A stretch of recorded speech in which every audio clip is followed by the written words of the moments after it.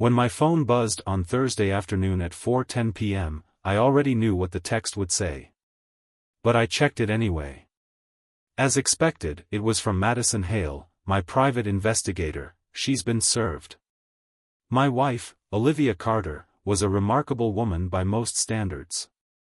At 46, she was not just a wife, mother, daughter, and friend but also a senior partner at Hamilton & Gray, a prominent law firm in Charleston, South Carolina. As a senior partner, Olivia was responsible for overseeing the workload of 8 junior associates. Every week, she held mandatory meetings on Monday mornings at 9 o'clock and Thursday afternoons at 4 o'clock. Olivia was known for her punctuality and ran meetings like a drill sergeant. Anyone who dared arrive late endured her sharp criticism for the rest of the session. The sheriff who delivered the divorce papers to Olivia arrived precisely 2 minutes after 4. Interrupting the meeting, he did as instructed. "Mrs. Carter, your husband is seeking a divorce. You've been officially served." After 24 years of marriage, I knew Olivia better than anyone. Being served in front of her subordinates would humiliate her to her core. Despite the boiling rage I knew was bubbling inside her, she wouldn't storm home. Instead, she would barricade herself in her office and meticulously analyze every word of the divorce petition, as only a brilliant attorney could. I imagined her first read-through would leave her both confused and furious. The reason for the divorce, irreconcilable differences, was deliberately vague. Olivia would likely breathe a small sigh of relief that infidelity wasn't explicitly mentioned. But she'd also suspect I knew about her 3-year affair with Andrew Reed, a 30-year-old junior attorney at her firm. The division of assets would only add to her confusion. We were to split the proceeds from selling our sprawling 7,500 square foot home in Charleston and our lakefront summer house in the Blue Ridge Mountains. Olivia would keep her retirement accounts, and I'd keep mine. Our checking and savings accounts would be divided after paying off shared debts. Neither of us needed alimony, we both had lucrative careers. But when Olivia reached the end of the document and saw that my thriving third-generation construction company, Carter Builds, wasn't listed as a marital asset, she would undoubtedly be livid. I had no doubt Olivia would immediately suspect a trap. She knew my attorney, Jacqueline Morgan, by reputation. Over the years, Olivia had referred several friends to her, praising Jacqueline as a relentless shark. The idea that Jacqueline could overlook such a significant detail in the petition would set Olivia's mind racing. I pictured her summoning an emergency meeting with her most trusted colleagues that same evening. They would pore over the documents together, brainstorming ways to deal with her seemingly weak-willed husband, me. My name is Benjamin Carter, though everyone calls me Ben. At 48 years old, I own and operate Carter Builds, the construction company my grandfather started nearly 70 years ago. I met Olivia when we were both students at the University of Virginia. She was a first-year law student, and I was wrapping up my master's in civil engineering. Our connection was immediate. 1 week after meeting at a campus event, we went on our first date. By the third date, Olivia shocked me with her directness. "Ben," she said as we strolled back to my car after dinner, "let's go to your place and skip the formalities." We spent the entire weekend together, barely leaving my small apartment. I was captivated by her intelligence, ambition, and wit. Over the following months, we fell into a routine, exploring each other's interests and dreams. We became inseparable. Our love life was exhilarating. It wasn't just about passion, it was about trust and connection. By the time we graduated, we both knew marriage was inevitable. 2 weeks after receiving our degrees, we exchanged vows at a picturesque vineyard in Charlottesville, surrounded by family and friends. Life moved fast. Olivia started her career at Hamilton & Gray, quickly making a name for herself as an unstoppable force in the courtroom. I took over Carter Builds, gradually expanding it into a multi-state operation. Together, we purchased a historic home in Charleston, raising 2 amazing children while navigating the demands of our careers. For years, it felt like we were unstoppable, a true power couple. But cracks began to show. 3 years ago, I found something that changed everything. It wasn't a dramatic discovery, a photograph in a motel room or a passionate voicemail. Instead, it was a single post-it note tucked inside Olivia's planner. On it was scribbled, "Dinner with A. Reed, 7 p.m." At first, I didn't think much of it. Andrew Reed was one of Olivia's junior attorneys, and mentoring her team was part of her job. But something felt off. The note wasn't written like a professional meeting reminder, it was personal, casual, intimate. I brushed it aside until, a week later, I spotted a familiar car parked outside a downtown restaurant. It was Olivia's, and sitting across from her inside was Andrew. They weren't discussing case files. They were holding hands. I drove home in silence that night, my mind racing. Confrontation wasn't my style. Instead, I hired Madison Hale, a private investigator with a reputation for uncovering the truth. Within weeks, Madison confirmed what I had feared. Olivia and Andrew weren't just having dinner, they were deeply involved in a secret relationship. At first, I was consumed by anger. I considered confronting Olivia immediately, but something stopped me. Instead, I decided to plan, to think long-term. I wasn't just going to divorce her, I was going to ensure that I walked away with my dignity, my business, and my life intact. The private investigator's work stretched over 6 months, uncovering a tangled web of deceit. Madison provided everything: photos, videos, receipts, even love letters Olivia had penned. But I didn't rush to action. I played the long game, pretending to be the devoted husband while meticulously building my case. Over the next 3 years, I refined my plan. It wasn't just about ending the marriage, it was about ending it on my terms. My team consisted of Madison Hale, my private investigator, Jacqueline Morgan, my divorce attorney, and David Nolan, my business attorney. Together, we laid out every step of the process, ensuring that every action I took was legal and bulletproof. I focused on protecting my greatest asset, Carter Builds. The company wasn't just my livelihood, it was my legacy. My grandfather had founded it with little more than grit and determination, and I wasn't about to let it fall into Olivia's hands. The first major move came 2 years ago when I sold the company, on paper.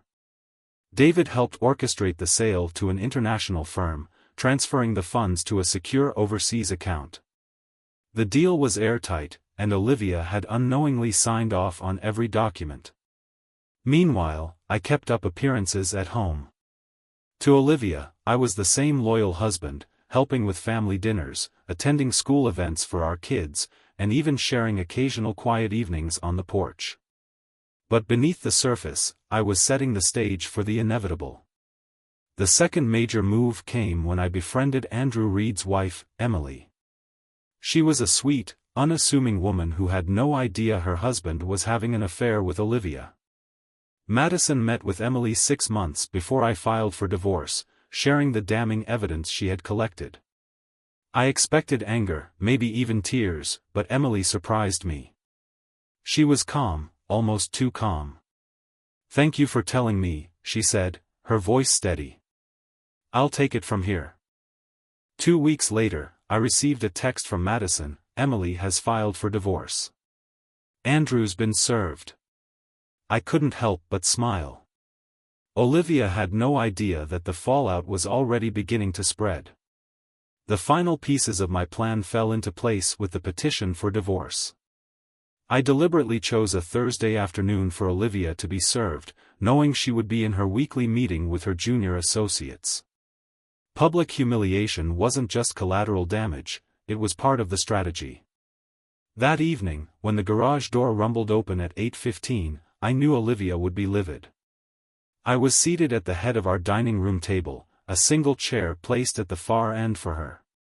All the other chairs were gone, moved to the basement. I had poured her a glass of her favorite Cabernet and set it in front of her seat. A bottle sat beside it, though I doubted one would be enough. As I heard her heels clicking on the tile floor, I sipped my bourbon and waited. "Ben?" she called, her voice sharp. She checked the family room, the kitchen, and my office before stepping into the dining room. Her eyes scanned the setup, narrowing when they met mine. Without a word, she walked to the far chair, sat down, and took a long sip of wine. "I don't want a divorce," she said finally, breaking the silence. "I know," I replied. "But I don't want a cheating wife." Her jaw tightened, but she forced herself to remain composed. "Ben, can we talk about this like adults?" "Yes, I made a mistake, but this doesn't have to end our marriage." I raised an eyebrow. "You've always said only a cheating woman would let a man have her the way you did with Andrew." "Your words, Olivia, not mine." Her face flushed crimson. "You don't know what you're talking about," she hissed. I leaned back in my chair, letting the silence hang. "Oh, I know exactly what I'm talking about." Olivia clenched her jaw, her hands tightening around the stem of her wine glass. I could see her carefully choosing her next words. "Why did you have to drag Andrew's family into this?" she finally asked, her voice trembling. "He has 2 young children. They didn't deserve this." I actually had to laugh at that. Shaking my head, I replied, "Did you think about what you were doing to our family when you started your affair with him? Andrew didn't care about my kids or my marriage. Why on earth should I care about his?" Her face turned bright red. She tried to keep her composure but was visibly struggling. "You're being cruel, Ben. We can fix this. I love you, and I know deep down, you still love me." I leaned forward, locking eyes with her. "Love? You've lied to me for 3 years. You've broken every vow we made on our wedding day. It took a while for the love to fade, Olivia, but it's gone. I don't love you anymore, and I certainly don't like you." The tears she had been holding back spilled over as she jumped to her feet and stormed out of the room. I didn't follow her. I knew she'd be back, and when she returned, it wouldn't be to plead. She'd come back ready to fight. About 20 minutes later, Olivia walked back into the dining room. She had changed out of her work clothes into jeans and a sweater, her hair tied back into a ponytail. She refilled her wine glass and sat down, her expression colder than before. "Ben," she said, her voice steady, "I've reviewed the petition you filed, and I've already found multiple flaws. Your attorney may have a reputation, but I've got a team of my own. If you think you're going to walk away from this without losing your business and half your assets, you're in for a rude awakening." I couldn't help but smile. "That's the difference between your team and mine, Olivia. Your team is just starting. My team finished 3 years ago." Her confident expression faltered for just a moment before she fired back. "You think you're clever, don't you? You may have some money stashed away, but you can't hide everything. And don't think for a second I'll let you turn our kids against me." "I won't turn them against you," I said calmly. "But I will tell them the truth. This weekend, I'm calling the kids, both sets of parents, and our siblings. I'll tell them I filed for divorce because of your 3-year affair. I'll also tell them I hope they'll continue their relationships with you, but it's up to them. If they doubt me, I'll happily share the evidence. I'd advise you to just confirm it and save yourself further humiliation." Her hands shook as she gripped the table. For the first time that evening, I saw fear in her eyes. But Olivia was a fighter, and she wasn't done. "You'll regret this, Ben. I'll make sure you lose everything." This was the moment I'd been waiting for. I leaned back, letting a small grin spread across my face. "What exactly do you think you're going to take from me, Olivia? Carter Builds?" Her eyes narrowed. "Yes. You built that company during our marriage. It's a marital asset, and I'll see to it that it's mine." I chuckled softly, taking a sip of bourbon before replying. "Oh, sweetheart. don't you remember?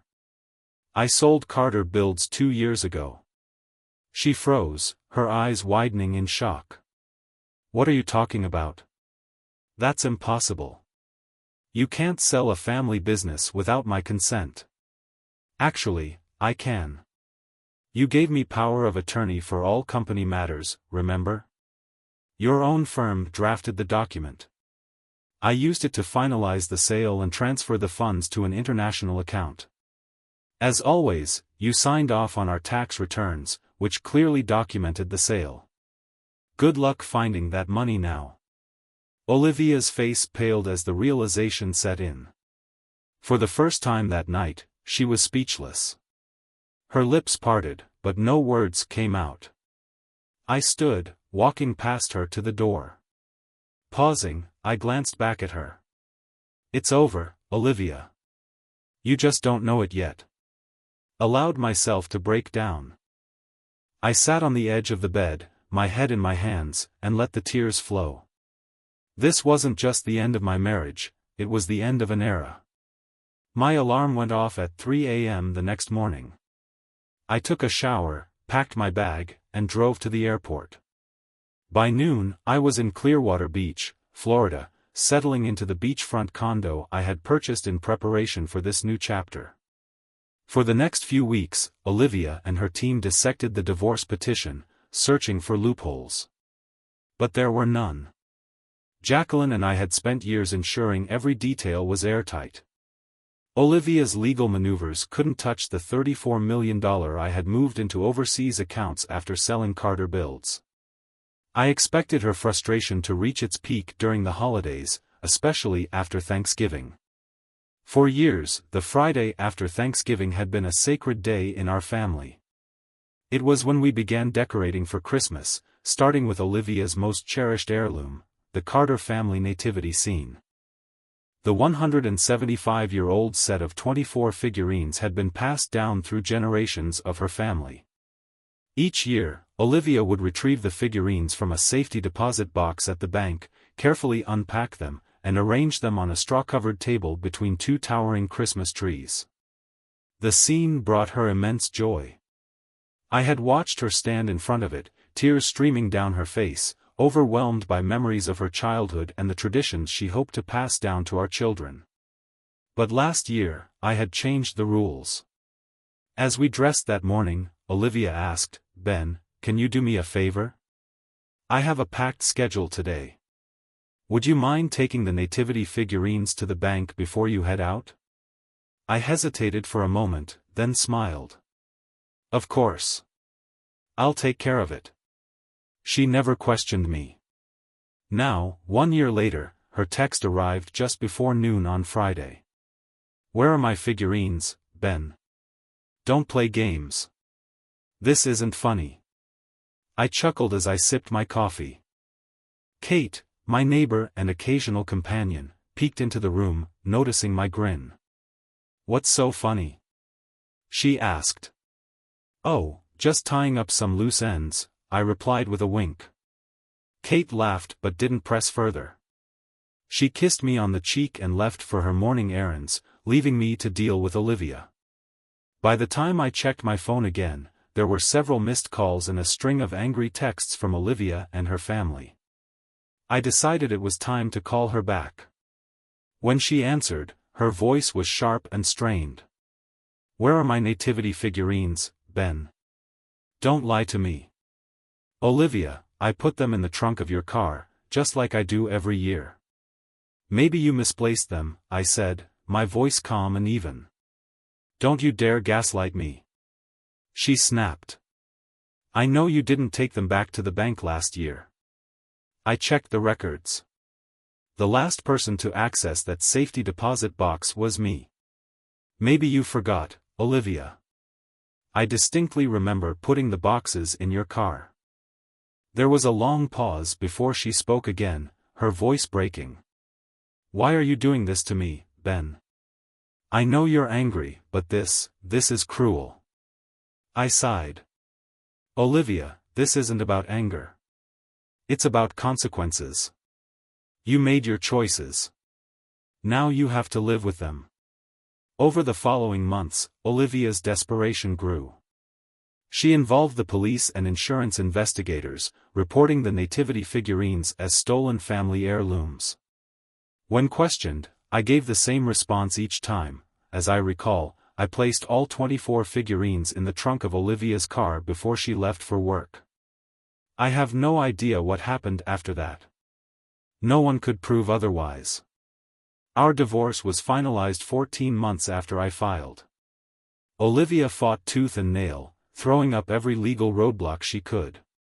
But in the end, the evidence of her affair, the financial protections I'd put in place, and her lack of leverage left her with little to stand on. We saw each other sparingly after that, only at events hosted by our children. We kept our interactions civil for their sake but avoided speaking unless absolutely necessary. 14 years later, I received a call from my daughter, Mia. She was now 35, a mother of 3, and the glue that kept our family connected. Her voice trembled as she explained that Olivia was in hospice care, fighting an aggressive form of breast cancer. "Dad, I think you should come. Mom doesn't have much time left." When I arrived at the hospice the next day, Olivia was asleep. I stood at her bedside, studying her face. Time had softened her features, but the years of stress and illness were evident. For a long while, I just watched her, memories of our life together flashing through my mind. Suddenly, her eyes fluttered open, and she smiled weakly. "You were right, you know," she said, her voice barely above a whisper. I raised an eyebrow, unsure of what she meant. "About what?" "When you said my love for you would turn to hate by the time the divorce was over. You were right. I hated you, Ben. For years, I hated you." I nodded, my own voice steady but soft. "Right back at you, Olivia." Her weak smile widened, and for a moment, we chuckled together. "Do you still hate me?" she asked. I thought for a moment before replying. "No. Hate takes too much energy. I let it go a long time ago." "So did I," she admitted. We spent the next 2 hours reminiscing. We talked about the good times, the early days of our marriage, the milestones with our kids, the moments when we were truly happy. It felt surreal, sitting there with her, sharing memories after all the pain and betrayal. When Mia and her brother Nathan arrived with their families, I stepped aside to give them their time with Olivia. But before I left, Olivia stopped me. "Ben, can I ask you for one last favor?" I nodded, and she continued. "I want Mia's family and Nathan's family to alternate displaying the nativity scene every Christmas. It meant so much to me. Can you make that happen?" For a long moment, I didn't say anything. Then I nodded again. "I'll take care of it." The Friday after Thanksgiving, our family gathered at Mia's home.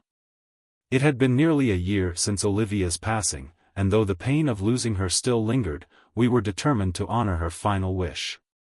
Mia's living room was a flurry of activity. Nathan's kids were stringing lights around the windows, while Mia's husband wrestled with an oversized Christmas tree. Wreaths and candles adorned every corner, and holiday music played softly in the background. But the centerpiece of our decorating was the nativity scene. For years, I had kept the figurines hidden in a secure location, untouched since the last Christmas Olivia had displayed them. Now, as I unpacked the velvet-lined boxes, I couldn't help but feel a pang of nostalgia. Each figurine was a work of art, lovingly preserved through generations of Olivia's family. Mia and Nathan joined me as we carefully arranged the pieces on a straw-covered table between 2 towering Christmas trees.